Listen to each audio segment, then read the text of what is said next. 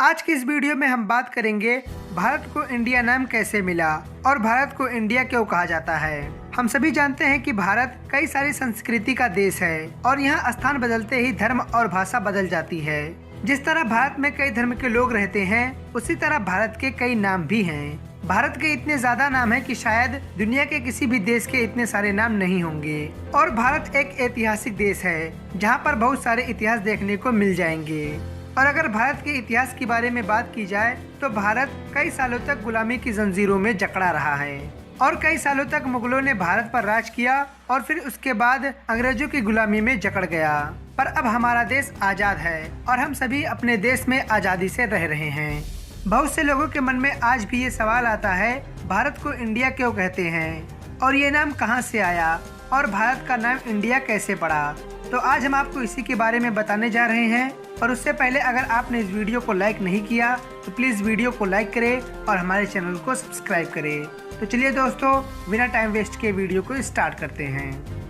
हमारे देश की सिंधु घाटी सभ्यता रोम की सभ्यता की तरह सुप्रसिद्ध थी और यह पूरे देश में फैली हुई थी। हमारे देश में सिंधु घाटी सभ्यता से जुड़ी सिंधु नदी भी है और इस नदी का दूसरा नाम इंडस वैली था, जिसे विदेशी लोगों ने रखा था। सिंधु सभ्यता के कारण भारत का पुराना नाम सिंधु भी था और जिसे यूनानी भाषा में इंडो या इंडोस शब्द का रूप मिला था। और जब ये शब्द लैटिन भाषा में पहुंचा तो ये नाम इंडिया में बदल गया।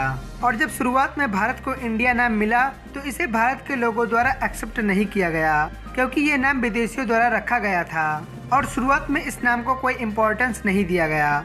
और जब भारत में अंग्रेज आए तो उस समय भारत को हिंदुस्तान भी कहा जाता था। अंग्रेजों को भारत के सभी पुराने नाम का प्रोनाउंसिएशन करने में काफी कठिनाई होती थी, इसलिए उन्होंने भारत का अपने हिसाब से नाम देने की कोशिश की और जिसमें वे सफल भी रहे।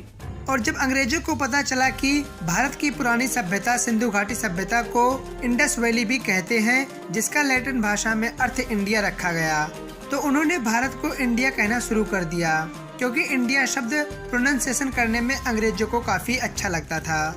उन्होंने भारत को इंडिया के रूप में नया नाम दे दिया।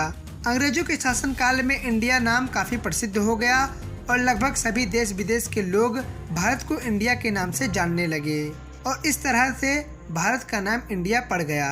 तो आशा करता हूँ दोस्तों, अब आप जान गए होंगे भारत को इंडिया नाम क्यों कहते हैं और इसे इंडिया नाम कहा और किसने दिया।